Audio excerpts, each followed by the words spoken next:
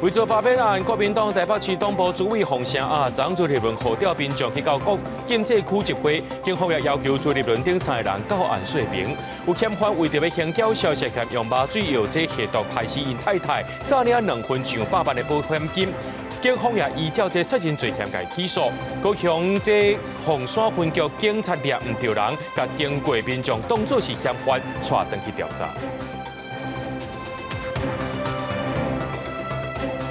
各位观众朋友，大家好，欢迎收看4月10日 AM 新闻，我是嘉豪。讲到这中选会向最高检察署告发41件涉嫌伪造含王姓者联署的罢免案，这北检17去敲国民党台北市党部和相关干部徛家，而且甲因的主委呢黄如金如等人带走，声压下暗要开一个羁押庭。国民党主席朱立伦也号召民众去遐抗议，也因为昨暗有发生冲突，警方是唔敢大意。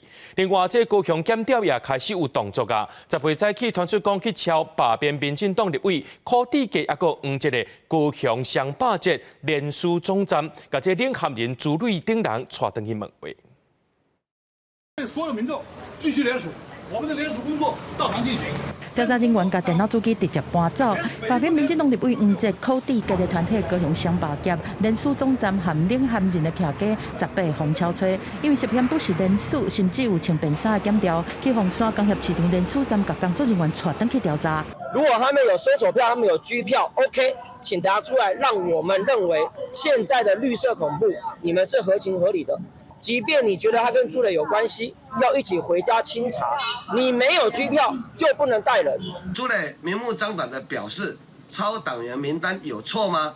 这种伪造文书的行为被检调搜查是意料之中。我尊重公民罢免的权利，但呼吁国民党不要再抄了。民进党立委柯志杰、黄捷拢讲尊重司法，莫讲冤枉嘛袂当准拄线。但是毋若高雄，同时间家人的检调嘛针对罢免哪位林派雄的联署，有116件提议书涉嫌伪造证书，嘛开始第一步初步厘清。林派雄已声明，呼吁司法公正中立，对哪类的标准拢爱同款。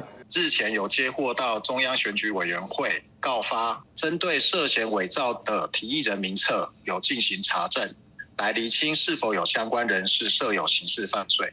北检17是敲找国民党台北市党部和区党部等所在，而且甲主委黄丽欣如等4个人带登去侦讯了后声压，引发南洋的不满。10开羁押庭，国民党主席朱立伦找军众，搁一摆伫北检抗议，互警方唔敢大意。我们今天也有规划相关的勤务，会视现场的状况来做一个部署。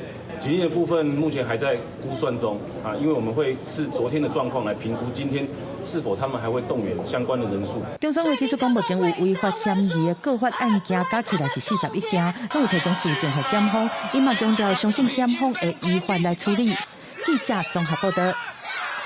北检声压这国民党台北市党部主委黄如金如等4个人，昨国民党是招这支持者去到北检的管制区抗议，警方也举牌啊举7届甲因警告。内政部长刘世芳在今仔日针对着涉嫌违法集会代志，要求警方要严格执法。警方也要通知党主席朱立伦、立委谢良介等3个人到案说明。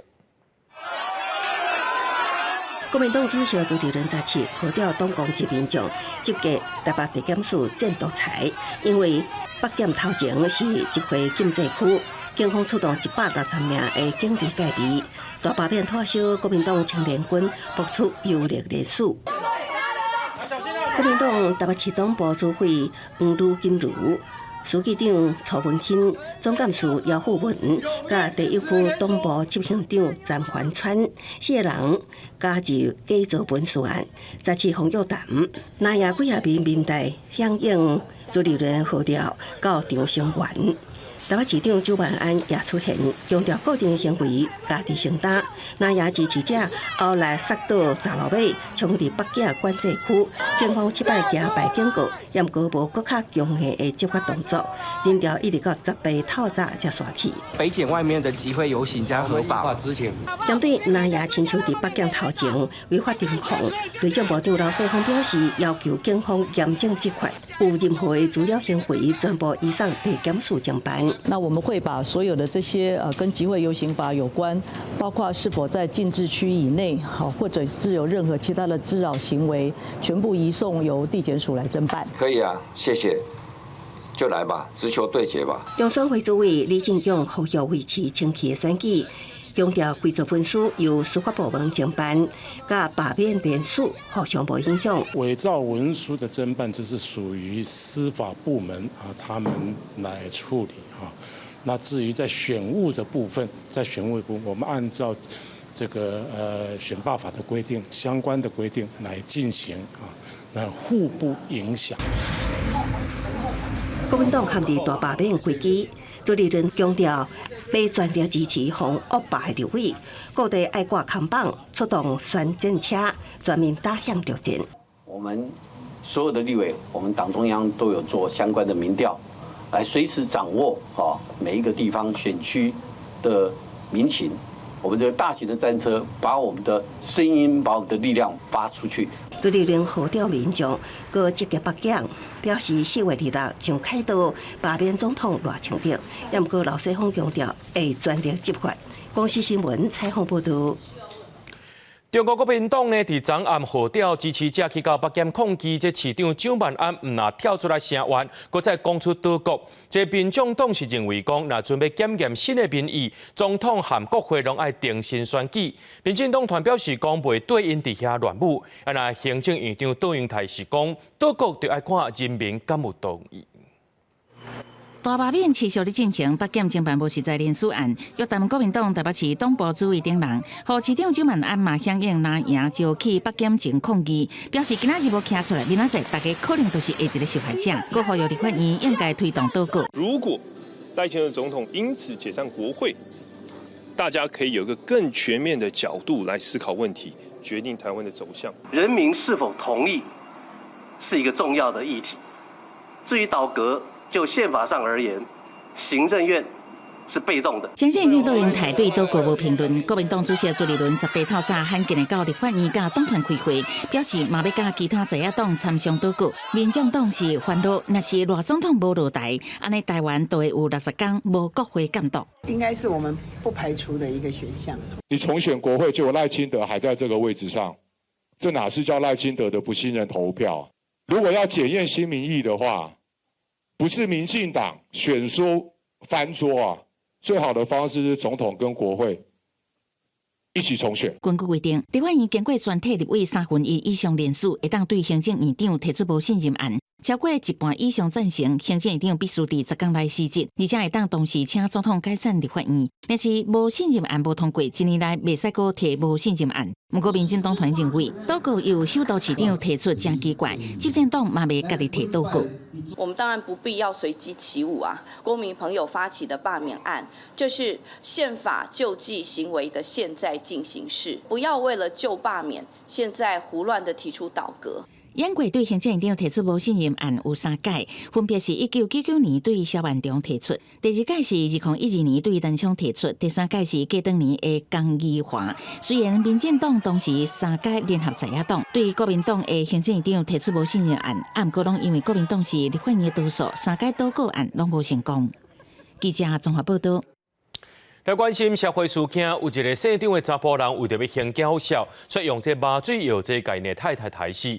嫌犯趁因太太去到病院做手术休困期间，甲伊下毒。法医验尸了后呢，发现这死者身躯内面有麻醉药剂，而且死者手术进前有买2份上100万理赔保险单。警方也发现讲，这嫌犯有前科，经过收集证据，依照杀人罪该起诉。病院走廊内面，细张的嫌犯手提塑胶管行入去因某的病房，无想到锁落来，随传来歹消息，因某拄做痔疮的手术，却雄低母症发作，落尾宣告过往。检警大动作出动，要甲细张的嫌犯因厝柜变过来，冰箱内面桌顶食剩的拢无放过，因为细张的嫌犯因某的死亡有疑点。经过法医解剖的报告发现，讲死者的打接是出现微量的麻醉药剂代步卡因。彰显涉嫌将含代步卡因这个成分的药物有掺入在被害人的食品饮料中。根据警方调查，细张的嫌犯平常时是做环保清洁公司的司机，但是食的步脚欠一大条胶小。警方调查发现，讲伊伫105年间就捌偷领迄当阵姓王的女朋友275万的存款。事后技术真侪摆甲放毒，甲农药害到因参去食米，技术这摆嘛是同款。交往的时候就有投保健康保险，那投保完马上就结婚，结婚过后1个月即进行手术。逮捕卡因是指示用药，其实是正定看的，无需要处方签，只要伫医师药师的指示之下，就会当使用是一种局部的麻醉药啊，会当止胀止痛。一寡网通加上药啊含砥霜药啊内面拢有逮捕卡因，但敢若会当用无的，若是去食着，可能引起低母碘深度不正。不同于像利多卡因这一类，它的一个作用时间比较长，它的效果也比较强，相对的效果强，它的毒性也就比较大一点来讲。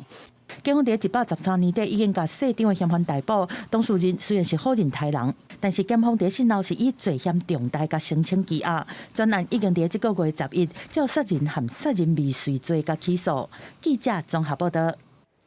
涉嫌杀死中央大学马来西亚查某大学生的刘玉志，一审到经一审拢是被判死刑。不过上诉了后，最高法院认定经一审的这个证据调查无够详细，而且理由论述有问题，撤销判决，发回更审。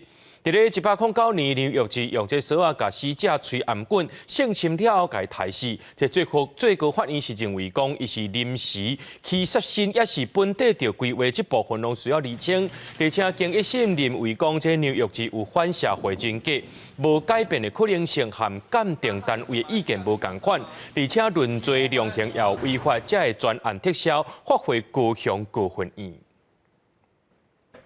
讲到麦当劳进前呢，有一名主管被指控涉嫌性侵工读生，进前是无起诉处分。不过，这工读生的家属在今日出来指控检方，讲检方敢若听被告讲的，认定双方是情投意合。对证人的证词也无要采信，拍算要搁再提起再议。检方表示讲，专案经过检察官详细调查了后，认定被告的罪嫌不足，才会无起诉。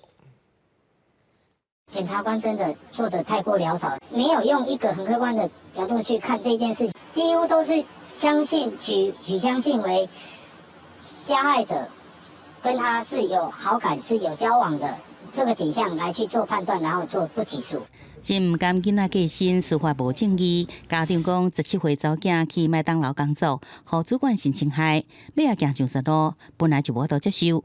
涉案主管无予起诉，卷收到无起诉书，更加是非常失望。批评检方敢若信对方讲的话，认定双方是互相意爱。我女儿在警察局报案的时候讲5、6次的性侵，到那个法庭那边讲的时候是变成说10几次，检察官就直接觉得说你口供不一嘛，你都已经被性侵了，然后可能会去记那么多次的那个次数。少女的老爸不满，查某囝伫检警质问，前后讲话申请次数无共款，就被认定讲违反常情。也批评检察官无采信证人所讲的，理由是讲证人无亲目睭所看，拢只是讲听讲的，甚至囡仔遗书内底也无讲到这个案件。检方因此认定少女的自杀，甲是毋是被性侵害无关系。目前看起来，检察官有一些证据没有注意到的情况，确实有所谓的调查未尽，我们都会在议的过程当中来提出。本件经本署检察官详尽调查后，认被告犯罪嫌疑不足，而为不起诉处分，告诉人依法得申请再议。树林检察署讲，专案已经详尽调查，最初无起诉处分，不过家属无法接受，一直讲无起诉结果片面过如此，这轮已经甲律师研究，要申请再议。记者综合报道。迄日枪逼出这厂长詹本宏伫去年焚化炉相关采购案，涉嫌收业者上百万的乌西钱，协助因完成验收，而且搁再帮助因摕到其他的标案。北检昨去敲约谈6个人到案，讯后是甲这厂长声下禁见，若细做业者是以100万交保，专案依照贪污等罪嫌侦办。廉政官介护以上的被告，都是核子厂厂长詹文宏，涉贪放约谈，经过检方复审18声押禁见。用手甲底下证明，伊是涉嫌乌西的细作业者，也伫复审了后，以100万交保。北检指挥廉政署分17路所属。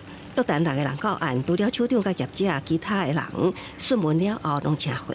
您的电话将转接到语音信箱。打电话给业者，未当出地联系，等到涉案的公司，厂商无伫现场，也毋过核子厂积极备案，检方协助去年办理焚化炉相关采购案，厂长詹文宏涉嫌收900万，协助业者完成验收，搁较护航出的其他的限制性标案。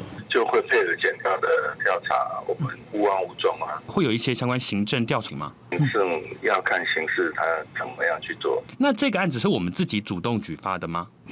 这个在调查这种案子，我们也不便对外讲。台电回应，全力配合司法机关侦办，若查证属实，依规定将检处罚，会继续精进采购业务的制度，检讨相关控管流程甲防备措施。只是北检调查局发现，厂长名下有几啊笔不明财产，会专按照涉犯贪污的乌洗甲收钱，以及财产来源不明等罪嫌侦办。公司新闻采访报道。来看高雄，昨有一位涉任的查甫人呢，去互掠通缉法的警察当作是共党的，而且这态度是真强硬，佮歹声扫，爱这个负责人呢报这身份证号码，最后呢是硬甲人带登去派出所。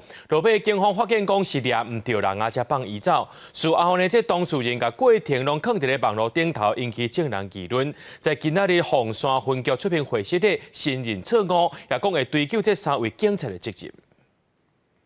我不要叫车！啊，你不能回去！我走去警察局看你们是不是真的警察。3个查甫人自称是警察，但因为无穿制服，涉任的女子无愿意对警走。昨天暗时，凤山中校派出所员警伫文化中心要掠逃走的通缉犯，警方认为女子是共党，甲人查女来查问，当事人讲伊是行路来行车，因为警方态度强硬，声扫真歹，女子嘛无爱报身份证号码，最后人方带登去派出所，一直到暗时10点外，警方总算查清楚认唔到人啊，才放人离开。当事人伫网络打文批评警察恶被掠人，事后凤山分局出面会室内，嘛承认警察的做法不适当。对于本案的为师，警方除向当事人致最深的歉意之外，另将依规定惩处，并追究考侦责任。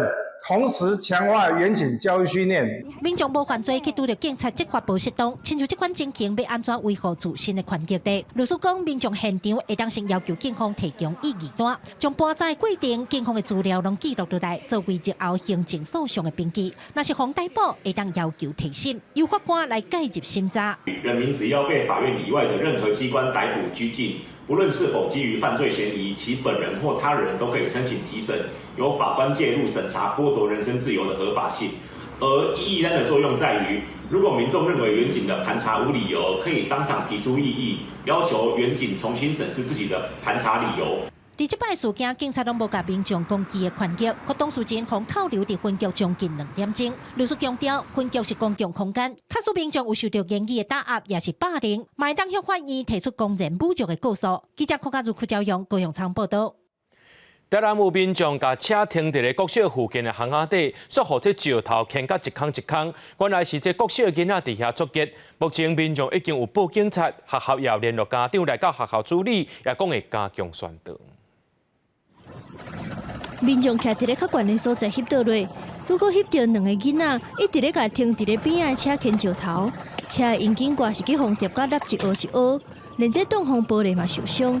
民众是气噗噗，唔那甲学校反映，嘛报警察处理。修蛤蟆链那个连续2天，上面都是石头，啊，下面都是石头，而且那石头不是小的，不是像那么小，都是砖块，怎么赶了？后来我就想说奇怪，那怎么有人丢石头？然后我们就报警嘛。对。警察来的时候还以为是我们是那个刚结完修啊。因为徛隔离学校无到15公尺，中嘛敢若隔一堵无介悬的壁。这发生的所在是属于学校较少学生活动的所在，所以讲也真做学生作业的地点。在地民众讲，真正嘛有其他民众的车去互牵着伤，不过想袂到是学生下课时阵咧作业。学校收到消息了后，赶紧联络家长去学校矫正学生的行为。深感很大的歉意，这样子，所以我们学校进行了口头告诫，并通知该生的家长来到我们学校这边来做讨论，并且协助来做管教。本分局于当日下午4时许获报后，立即扩大访查周遭住户，并调阅监视录影资料，目前已查知嫌疑人身份，并请家长约制后依法办理。校方强调讲，会伫咧全学校安全性宣导，作业的地点卖打告示牌，警告学生莫去做错误行为，莫继续追踪学生的行为。公司新闻综合报道。伫咧云林高铁站边仔年初发生嗰路件有人偷牵奥多拜案件，警方锁定是对爸仔囝，因用这货车呢甲奥多拜偷载走，才搁再转卖互外籍移工。警方甲一对爸仔囝依照连续窃盗罪嫌上班，声压核准。查甫人趁世界无人的时阵，赶紧甲停伫咧高铁站边仔奥多拜偷牵走。最近高铁云林站连续传出有奥多拜互人偷牵去的案件，甚至一天都有3、4台无去来报案。警方成立专案小组，来到一对爸仔囝嫌犯。发现遭窃的3部机车及多面遭窃的机车车牌，那同时也发现这个廖姓窃嫌的父亲廖兰也是涉嫌一起窃盗我们高铁地区约17件的机车窃案。警方表示，去年11月，嘛有一个查甫人，同款是伫咧高铁站附近偷牵机车，然后再搁转卖互别人。大多数拢是锁定伫咧较偏僻的所在，等被害人发现奥多拜互人偷牵去的时阵，拢已经是几来工以后的代志啊。载货车来，讲要修理，人叫人要来修理，人咧甲问，讲我要人叫我来修理要载，载就惊。我们大概会怎么去注意？就是要看你的车身号码嘛，看有没有重新打过，还是说有被磨掉。机车行业者提醒，若是要买二手车，就要特别注意这严禁的号码敢有去互人磨掉、偷改过。若警方是讲，这对爸仔囝甲机车偷牵走了后，甲车牌换过，再搁用比市价较俗的价值卖互移工。专案依照连续窃盗罪上班，嘛已经声压核准。若警方是会继续追查共犯，搁有查其他互人偷牵走的奥多拜。公司新闻综合报道。4月14日时阵，阳明山小杨溪发生火灾，拢总有4.5公顷受损。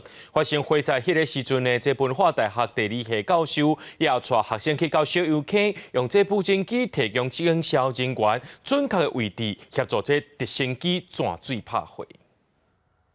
阳明山小油溪规片乌糟糟，闻起来阁有臭火大的味。4月14日，因为不明原因发生火烧山，初判讲是山顶的检测器家己烧起来，毋过实际原因又搁咧厘清。拜过阳明山国家公园管理处也开始开放民众入来爬山，真侪民众因为好奇来看卖。我觉得好奇烧的结果到底如何，所以今天就是来看看这一段。跟我想象不一样，我本来以为是只有烧这一边而已。结果我看他连那一边都烧掉了。伫咧烧起来第一时间，文化大学地理系教授就带学生去甲小杨溪，运用无人机技术协助警消人员救灾，提供因准确的调火坐标，甲位置保护消防队的直升机去拍火。有一些人没有办法到达的地方，那或是有一些新的起火点的发生，那这些都需要那个无人机快速的去现场做确认，定到这些位置以后，我们就会把坐标告诉给这个消防救难人员。教授表示，温带无人机团队成立适当的时间，若是阳明山出现山难，拢会出动无人机去斗救人。这届拄到大火是头一届。教授讲，阳明山这个所在风真透，要飞无人机需要真长的训练时间。这届救火经验也展现出来学生平常时练习的成果。记者戴亚轩、柯敏哲台北报道。全观众朋友来看过这新闻，讲到美国总统 Trump 和乌克兰总统泽伦斯基已经对外证实讲双方有签扩散协议的备忘录，按算后礼拜会当正式签署协议。伫咧同一天呢，这泽伦斯基也头一届伫咧记者会顶头讲到，根据因掌握到的这情报，中国当咧军事援助罗西亚。不过美国国务卿鲁比奥17说暗示讲，这美国将有可能会停止敲击罗西亚和乌克兰的谈判。美国甲乌克兰试图扩散协议更进一步。乌克兰第一副总理兼经济部长斯维里登科17日社群媒体发文表示，美乌已经签一份备忘录，也是叫做意向书，为两国的经济合作协议铺路。川普嘛伫白宫办公室会见来访的意大利总理梅洛尼的时阵，证实这件代志。Well, we have a minerals deal, which I guess is going to be signed on Thursday, Scott, next Thursday, soon, and I assume they're going to live up to the deal. 这份备忘录是俄国经济部长加美国财长贝森特透过视讯会议的方式签署。若是按照川普的进度，美欧两国后礼拜就会签一份80页的正式矿产协议，内容包含乌克兰关键矿产石油也有天然气。乌克兰也得到中建的投资基金。不过泽伦斯基17日记者会除了讲到矿产协议，嘛头一届对外公开指出，中国当地提供武器甲火药予罗西亚。Я думаю, що ми дуже детально зможемо про це сказати наступного тижня, особливо про дані, що ми вважаємо, що представники Китаю займаються виробництвом деякої зброї на території Росії. 因为俄军进前接伫前线拘捕2个为罗西亚作战的中国公民，泽伦斯基这个时阵的言论虽引起议论，不过川普说讲伊无了解。No, I have no comment on that. I have no idea. That's his statement, not mine.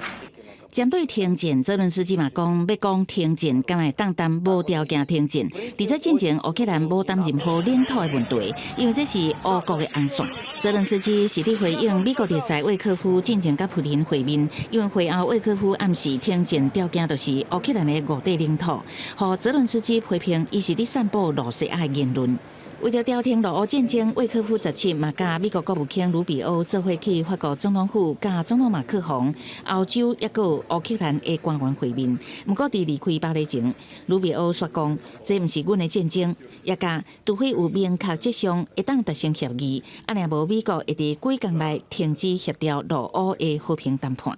好亲像伫暗示美国准备放弃，川普嘛已经渐渐失去耐性。公司新闻洪润梅编译。讲到最近的军事冲突，真侪专家拢伫咧讲，这无人机已经改变目前的战争形态咯。为了要增加国防战力，丹麦政府宣布会拨大票36亿左右的金额呢，起一个军用无人机测试中心训练人员。也有学者讲到，目前无人机高阶零件大部分是对美国来的，若较低阶的拢是对中国来的。欧洲就要想办法自主发展。真大的爆炸声火就冲起来，因为无人机的攻击，造成天崩破一坑真大坑。对俄罗斯甲乌克兰战争到以下冲突，无人机已经对所集军情的辅助功能变做找到敌方了后，是发动炮火攻击的主要角色，彻底改变现代战争的形态。为了增强国家的战斗甲防卫能力，丹麦计划伫中部城市乌登塞安图森机场设立军用无人机测试中心，减少伫这个战地的人力耗损。Drones are used very much in a civil setting, but now many companies are turning to defense users as well. 丹麦政府已经宣布要拨7亿2500万丹麦克朗，大约大票36亿，建造这座欧洲上大之一的测试中心。预计到2026年，大约有100名丹麦的军方人员会伫遮来接受以无人机作战的专业操作训练。丹麦皇家国防学院军事科技研究员过来引用数据，显示俄罗斯甲乌克兰战争第7成损失是无人机所造成的，所以讲也刺激丹麦发展军用无人机的决心。Human soldiers are definitely still needed there, but I think we're looking into a front line that's becoming much more and more dehumanized in a way that drones and also unmanned ground vehicles is slowly taking over some parts of the front line. 对着测试中心的成立，真侪丹麦军事专家是乐观其成。不过也点出讲，无人机的高阶零件大部分是来自美国，较低阶段是对中国出产。丹麦甚至是欧洲拢应该思考安怎来跳开美中的技术，安怎自主来发展。公司新闻新乐培编译。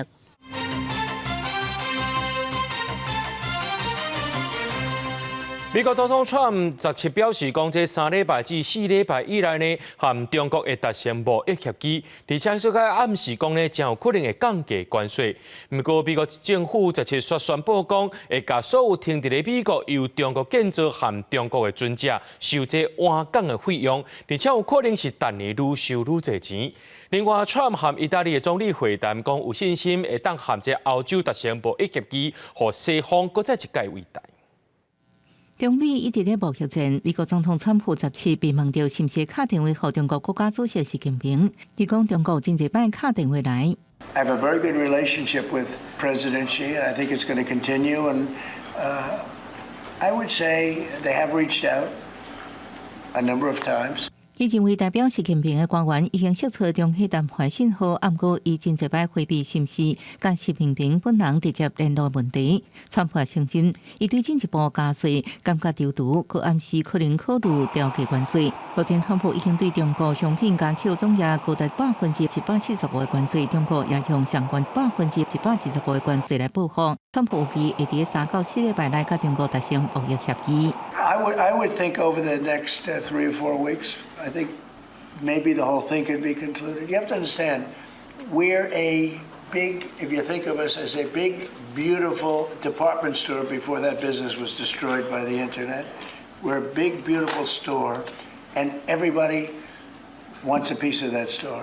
川普了后，伫办公室接待意大利总理梅诺尼。川普表示有100%信心，以90日关税暂缓期结束进前，甲欧洲达成贸易协议。梅诺尼是自认是美欧之间的桥梁，佮指出，互西方各一摆伟大目标得到川普认同。不过，川普发动关税战，冲击全球贸易体系。IMF 国际货币基金总裁乔治艾华17表示，各经济体韧性咧受全球贸易体系中期的考验。Ultimately, trade is like water.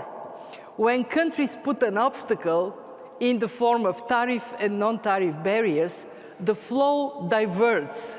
In it, our new growth projections will include notable markdowns, but not recession. 伊个透露 ，IMF 下礼拜发布的上新世界经济展望报告当中，会明显调低全球经济成长预测，也会调高部分国家的通膨预测。IMF 今年1月预测，2025年全球经济成长是3.3%。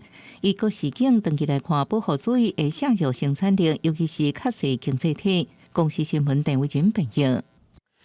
美国的关税政策对经济有无确定性？中经院对今年的经济成长率的预测有分做3个版本。较乐观的就是今年全年的经济成长率波度保调3，降到2.85%，若上届害就是 0.16%。另外，最近受到这关税冲击，这股市受到正大影响。根据着人力银行的调查，上班族平均是了23.5块。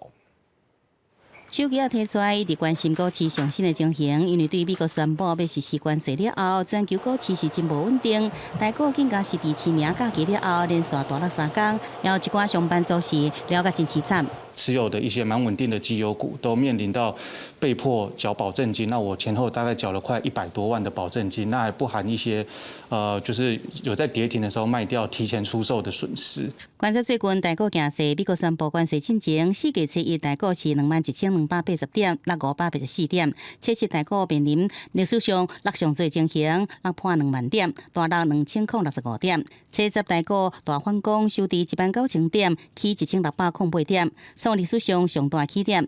18金管会实施限空令最后一天，台股收伫19395点，起56点。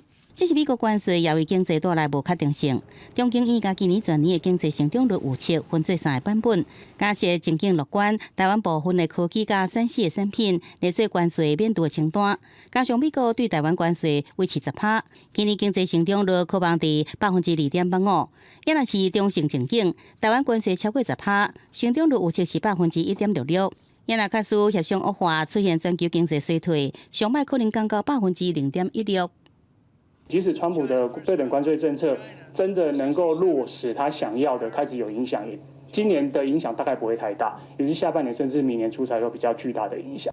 根据世界贸易组织统计，2024年台湾贸易总值达到8694亿美金，排名全球第18名，比2023年进步1名。出口达是4750亿美金，甲去年差不多。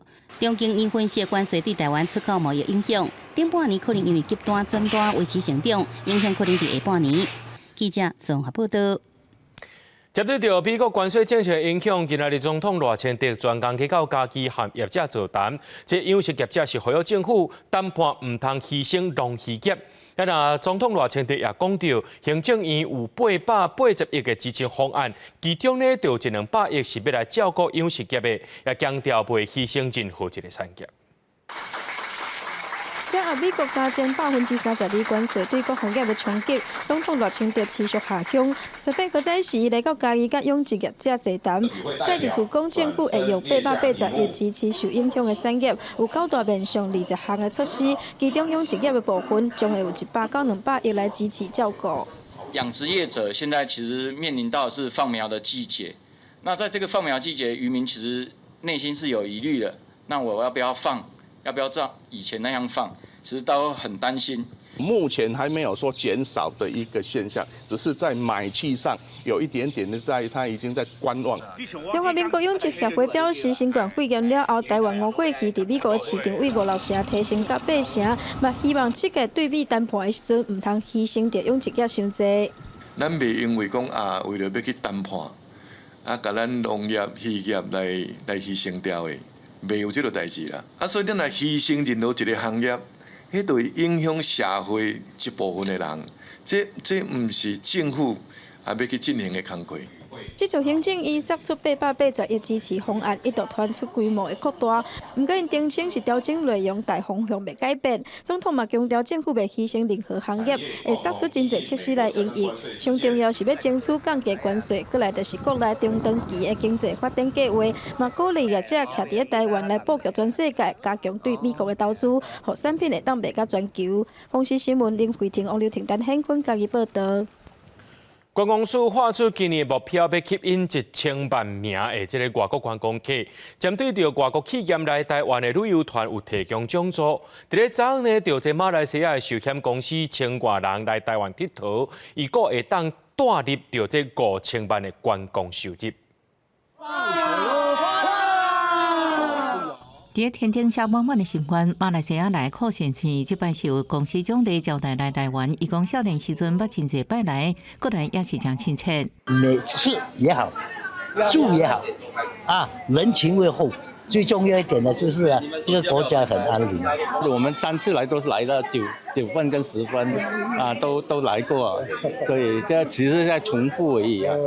所以也会很期待了，如果是台湾有不一样的景点，我们也下次都会再来。这团为马来西亚来青人奖励旅游团17开始分配摆陆续到台湾，每一摆停留5至4暝。去10分9分，西门町宜兰团业中心等等，也是疫后上大规模来台奖励旅游团。去年有42班9000块马来西亚游客来台湾，业者分析马来西亚游客介意台湾传统的物件，为沟通是业者认为赢努力的市场。华人的话其实都没有，他跟台湾的饮食都蛮相似，而且他们非常喜欢吃台湾的美食，所以景点那些都做的，他们非常喜欢来台湾。推动境外奖励旅游来台奖助，分为争取阶段以及举办阶段。我们会依照奖励旅游团体的规模以及在台停留的天数，给予不同的奖励。观光署表示，新南向企业奖励旅游才有市场，在推出补助措施、参加旅展甲行销台湾品牌多种措施之下，希望继续冲关来客率。公司新闻采访报道。有民众和朋友坐商务航空去到美国，敢若伊行李无送来，因有登去机场2届和地勤人员确认，敢若摕到这美金60块的延迟赔偿金。飞航专家就指出讲，虽然行李延误或者是拍无去是真实发生的，若准这旅客伫咧买机票的时阵有买一份运送契约，这行李若准拍无，航空公司就要担起责任。欢喜和朋友约去美国佚佗，煞伫到了后，无领到托运的行李，增加变数。伫机场甲地勤登记了后，张先生阁继续迄天和朋友的行程。了后，伊阁2摆来到机场去问行李伫倒，客服人员是一直叫伊等通知，等美方处理，一直到等来台湾进前，拢无找到行李。第一时间跟他补偿伊60块。你们的官网上面写说，你们会依照华沙公约跟蒙特罗公约来做赔付，但上面的金额远远就是不止这个样子。我整整在 LA 生活12天，我完全没有行李，这笔金额是远远完全不够的。那我今天也没有跟他说，我给你的收据我全部都要报销，至少说你可以按照条款上面的东西去走。伊只好伫当地甲必需品，包括行李、箱啊，拢订买，一直到转来台湾继续联络客户，但是一直互转接，对机场到主管拢无赔偿的具体方案。星宇航空回应讲，行李延误的案件会照实际状况提供帮助和补偿，目前台湾和美国场站拢继续在找，那落尾嘛是找无，旅客会当提出实际损失申请理赔。全世界所有的航空公司遵循的是一个1999年蒙特利尔协定。那那航空公司要负责把你运送到指定的机场，过程中造成的任何的一个损害，赔偿的金额上面它不会说低于这个规范。以上大国际航空做例，托运的行李若是放弃，华航照华沙公约，每公斤是赔偿$20，也是蒙特罗公约，参考国际汇率。中央无明确写出金额，不过针对损害的赔偿嘛是照国际公约。生活航空的官网嘛讲，照公约来制定规范，各航空拢强调赔偿的前提就是行李爱符合运送规范。那额度它其实也非常的有限。那确认遗失的话呢，也要等到21天之后呢，才可以申请理赔。而抵达目的地到21天之间呢，公约上并没有订定这一部分的理赔范围。如果有需要额外保障，要投保旅行不便险。旅游网测分析，若是以蒙特罗公约做依据，总理赔额度的上限，敢若代票64072块。关键物件是无法度叫航空公司另外赔偿。为了避免行李延迟也是放弃，建议旅客会当甲重要的物件随身带咧。逐摆结束旅程的时阵，要记得甲行李箱顶悬托运的条码拆掉，避免后一抓政策错误，行李放送去其他机场。记者综合报道。今仔日拜五是坐云小暖的天气，各地头的高温拢是伫咧28到33度。不过气象署也表示讲，未来受到两阵方面的影响会变天。头一阵方面是影响到拜六礼拜北部含东半部会落雨，那后一阵是影响到后礼拜2、拜3拢会落雨。民众趁好天来到河滨公园运动。拜五是小热云际天气，北部、中南部平均高温伫咧30度至33度，东半部伫咧28度至29度。气象署表示，过昼了后，北部含各地山区要注意有西北风。在降雨方面，从图上可以看到，在山区要留意可能会有一些午后雷阵雨的现象，而在北部地区，中午过后可能也会有局部的午后雷阵雨。另外，气象署也提醒未来会有2波的方面影响台湾。第一波影响是拜六礼拜，这2天北部含东半部会落雨，过来就是后礼拜2、后礼拜3，尤其是后礼拜3，到时全台拢会落短时间的强阵雨，甚至可会澹雷公。拜2的晚上，随着锋面逐渐接近北部、东北部，天气就会变得不稳定，尤其是到了礼拜3，锋面通过的这个阶段，全台各地都容易会有短暂的阵雨或雷雨出现，天气会相当不稳定。气象署表示，虽然拜六开始各地水汽增加，不过温度也是真悬。拜六到后礼拜2这段时间，各地高温平均伫咧30度至35度，是室内天气形态。气象署提醒民众这段时间要早雨满雨伞较妥当。记者戴亚轩、柯敏哲台北报道。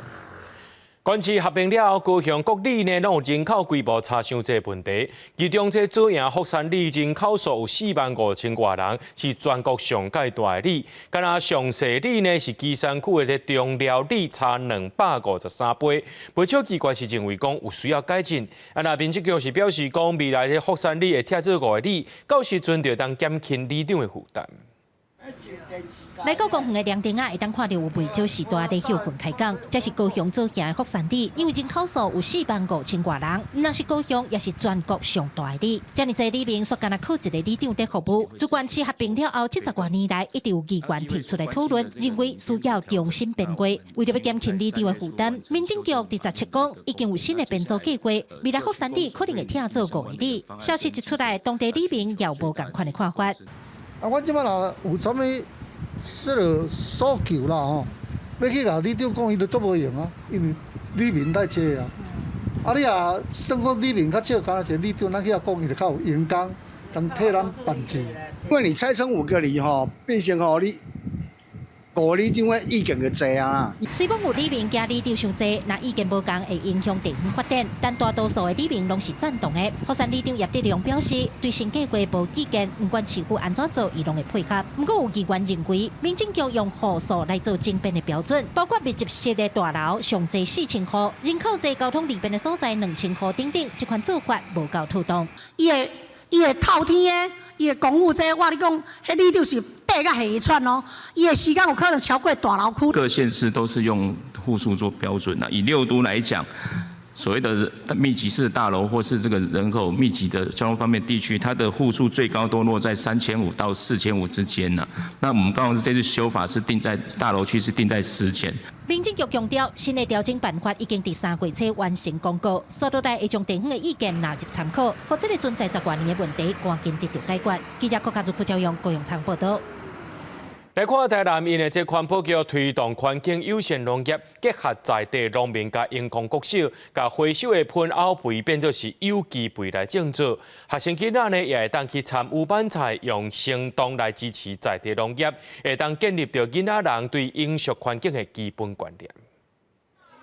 囡仔排队挑战集团走关的任务完成了后，就当落田体验，家己出力总算甲白菜头挽起来。特别的是，这块菜园是用环境友善的方式来种植，但是环保局结合在地农民，带英国国小学生实际来产地学习环境影响的观念。这寡白菜头所用的肥料，拢是用回收来喷，经过发酵做成有机肥，实现资源循环的理念。是有机的，比较没有毒。第一次吧，我觉得很好玩。休闲有囡仔来采收，来感觉讲这个一个使用教育循环经济啦，到尾仔伫采收的过程中，互囡仔知影。平常所加的食物啦哈，那这些食物呢，其实里面还有很多的有机物。那这些有机物其实做是很好的肥料的来源。根据统计，台南一档三星的喷有59000公吨，大约是一个便当的重。环保局甲喷回收送给工厂，甲发酵产生肥料，再去提供给农民使用。另外，伫果树生长的过程，定着有一寡虫害，农民嘛阁示范要安怎用天然的方式做病虫害防治。起头先用油，佮掺布墨纸，做成无毒的防治用药。农民讲这是用油脂甲汤拖包起来，阻碍因的行动。但务农也不一定要喷农药啦、杀虫剂之类的，你可以在对环境友善的一个前提之下，有很多资材。我们都是可以去使用的。它这些成效，其实你只要防治得好，它绝对不输于就是一般的所谓的惯性农法喷农药。学生所办的菜头有一部分提等于学校做料理，嘛有分散给社区。环保局嘛表示，这种活动唔但建立学生的环境意识，嘛让囡仔学习少食的观念。环保局强调支持在地农业，选当季的食材，卖浪费食物，拢是对应气候变迁的实际行动。因希望这个观念会当伫学校慢慢定根。记者苏台南采访报道。2025年世界中学生运动会已经结束啊！咱台湾摕到74块奖牌，其中有24块金牌，其中有1块是标枪金牌，是台东关山国中区邦宪所摕到的，而且伊的成绩创下大会纪录。布隆族的标枪选手区邦宪这个月伫塞尔维亚举办的2025年世界中学生运动会比赛会场，标枪用力一个弹出去，标枪竟要飞到场外，成绩是64.13公尺，破大会保持的60.22公尺，摕到金牌。区邦宪16岁过坐火车登关山国中的同学用布隆族人对帕来人最高荣誉保证公仪式迎接。培训教练讲，区邦宪可能有甲查某帕拉会晓用标枪帕拉血统，真有天才。动作就是轻松的上去，也是蛮意外的。他在学校练习的时候，没有到那么好，对，那个状态可能还没起来，那也没有，也不知道说他第一次就破纪录。不过这项比赛无伫国光体育奖章加奖助学金颁发的比赛项目，无法度申请国光奖助学金。不过台东县家己定台东县体育奖助学金设定要点，会专案予伊6万块的奖学金。是我们台东之光，所以我们教育处会特别用专案的方式，给予邱同学最高的一个鼓励。区邦宪说来会继续参加全国中等学校运动会，伊希望会当阁摕金牌，伫标枪运动项目好好发展。公视新闻采访报道。有家长为着要鼓励囡仔，公台去带囡仔4界去体检，亲像是挂吊啊等等，而且佫在这过程呢拍做影片，教囡仔家己配音来练口碑。那台语有进步，影片啊甚至变做是学校的教材。明明教授是受到世界敬重，国际法官位，嘛互人尊称做台独教父。互囡仔配音用台语讲彭明敏教授的故事，为着要互囡仔了解建设民主台湾的先驱，有台语家庭的父母用心做影片，互囡仔了解台湾人的故事。不过家庭表示，虽然囡仔即马台语讲甲真煞拍，其实因过有捌无爱讲台语的情形。教台语会考试，伊感觉有压力。尾啊，教伊就干嘛讲？我无爱讲台语，我无爱讲台语。尾啊，就是看到迄文化部有一个专案，会去就是拍影片参大家介绍台湾的一款物件带囡仔去了后，大家甲学落，伊就感觉有自信。老师有教我的影片做台语教材。影片后来变做学校台语课的教材，在一家伙仔经营的频道台湾有啥物？除了讲台湾故事，嘛通看到世界体验各地物产的过程。你爱食鱼无？除了看歌、歌调啊等等，爸母嘛找专家来讲地名故事、歌谣甲主题。这个影片的卡本是阿母写互囡仔看，一句一句教甲配音。囡仔除了台语有进步，亲子互动嘛愈来愈侪。台湾每一个所在拢有伊的地名的故事，为什么这个所在是种这款种植叫这个地名？阮就请小峰老师来教阮解密。为了伊是通读啊，我嘛感觉做意外，就囡仔的学习的能力吼真强。家长用体验甲鼓励，互囡仔亲身参与在制作影片的过程当中，囡仔嘛愈来愈愿意开嘴讲台语。家长嘛希望透过这挂影片，鼓舞其他的台语家庭做伙用台语来发现愈侪台湾的故事。记者卢尚珠、林柏凯台北报道。已经4月啊，不过在澳洲的阿尼比斯山也阁伫咧落大雪，各国是呼吁民众尽量踮伫厝内，莫出门。不过德国呢，确实出现这90多年来上界严重的干旱，专家也警告讲，这可能会引起森林野火，甚至是农作物欠收等等的问题。无论是天顶还是地面，拢敢看到规片白死死。这是法国、意大利、瑞士甲界的阿尔卑斯山区，17开始落罕见的4月大雪，部分地区积雪甚至达到1.1公尺深。各地当局拢拍警示电话，要求民众若是无必要，尽量莫出外。嘛要求唔通行挖近树啊，还是森林，以免叫长尾击着。厝雪度假中心学校铁公路车站也拢已经关起来。法国传出有一个人伫大雪中死亡，另外一个人是因为放雪受重伤。不过，伫阿尔卑斯山另外一边的德国，伊是发生将近100年来上界严重的造大旱。德国气象局的专家是讲，德国为1931年开始记录可旱期的降雨量，今年是降雨量上界少的一年，敢若1991年至2020年平均的1/3。Gekommen ist, das ist vielerorts die trockenste Zeit jetzt so im Februar, März gewesen. Und auch in Deutschland ist es eine Periode über viele Wochen, die den Rekord gebrochen hat, wo teilweise gerade mal so 30% der Regenmengen gefallen sind. 专家表示，若是可旱期持续落去，打扫的湿皮可能引起森林火灾，也甲收成无好这问题。虽然烦恼的是，正长的可旱期好亲像已经渐渐变甲真四常。最近15年落雨量持续伫降低，未来恐会愈来愈大。好在根据官方的预测，今年打扫期应该要结束啊，后礼拜开始就会落雨，为大地积水大。公司新闻尤派准编译。各位观众朋友，做伙来看明仔载天气。